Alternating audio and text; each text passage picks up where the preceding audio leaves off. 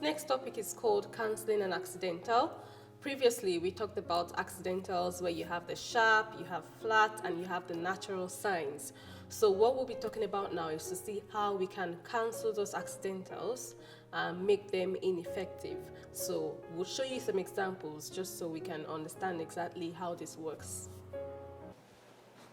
So this topic says cancelling an accidental. There are times when, we might be asked to, make an accidental ineffective in a bar and things like that, but we'll just explain that in 1 second. So basically, when you have an accidental in front of a note, okay, what happens is, anywhere you find that note, for example, here, there's an accidental in front of F, which makes it F sharp. So anywhere we draw any note on the first space, as long as it's still in the same bar, then, this accidental is still effective. We don't need to put a sharp here again. It's still F sharp. But the only way we can change this from being F sharp is to cancel that accidental, and that's what we're going to do now. So in this example, to change this F sharp back to F, we need to add the natural sign, okay, which is this, in front of that F. So when that happens, then what it means is that, we are back to F natural. So there is no sharp in front of it, okay? So to change the note back to F natural, you have to add a natural sign in front of that note, okay? Now, if you had, say for example, if the key was in G major, which has a key signature of F sharp, naturally, any note that you place on the first space on the treble clef will be F sharp. But if you want to cancel the effect of that, in that bar, then you just place a natural sign in front of that F note, okay? So that is how it works. So we go on to the first example. It says, add an accidental in front of each note asterisk to cancel the previous accidental. So we are in the key of F of G major. So now we need to make sure that we are, looking properly to see what key signature we're in. And this is a key signature of G major, which has F sharp. Now the question here is to add an accidental in front of the note marked here to cancel the previous one. So what note is this? This is F.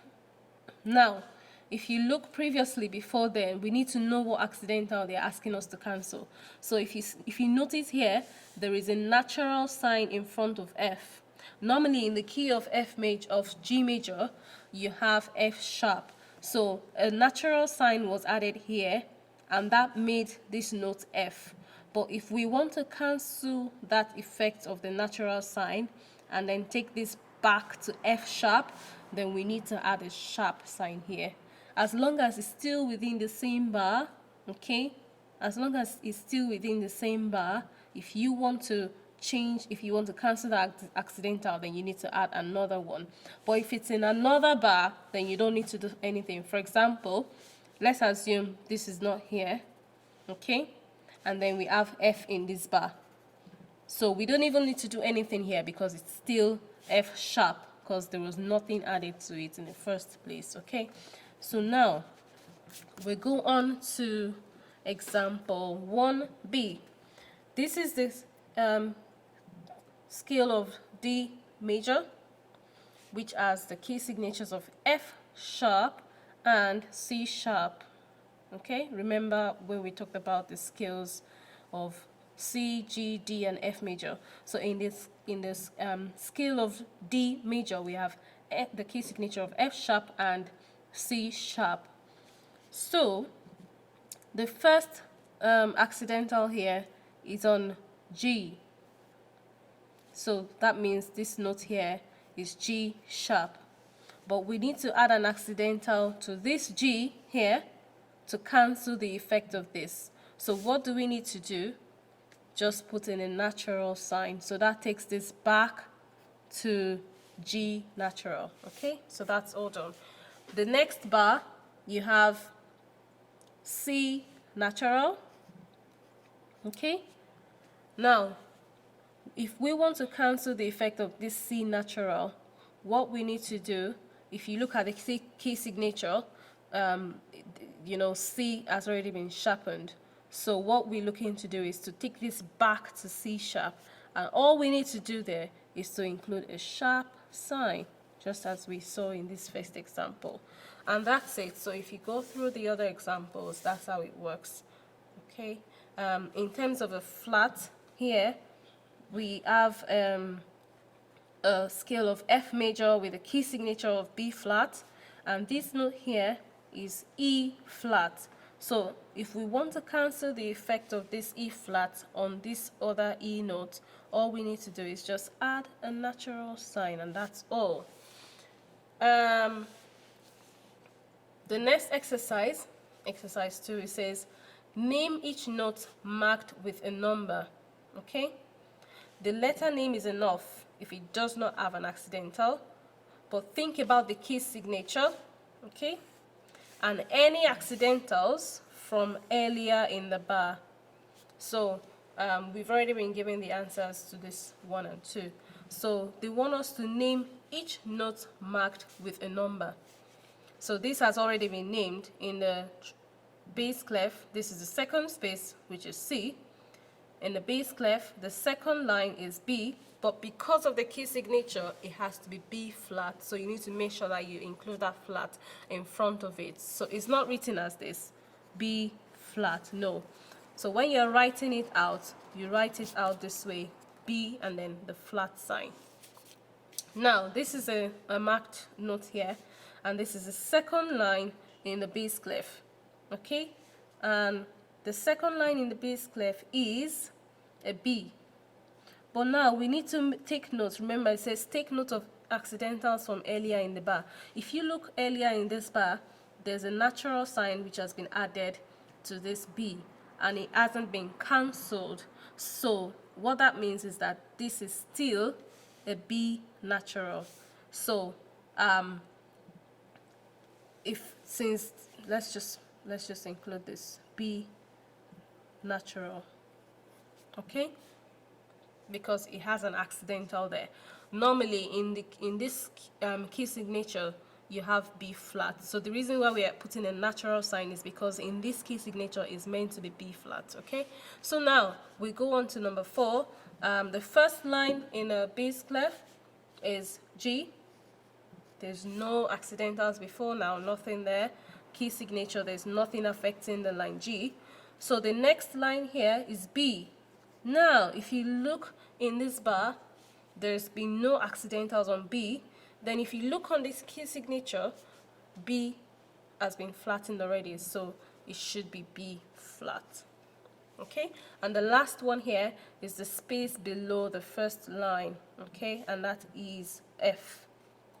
There is no accidentals before and nothing affecting F in the key signature of F major, which has a B flattened already. So that's how it works here in terms of cancelling an accidental. I'll just go through this example with you because this one has to do with sharps.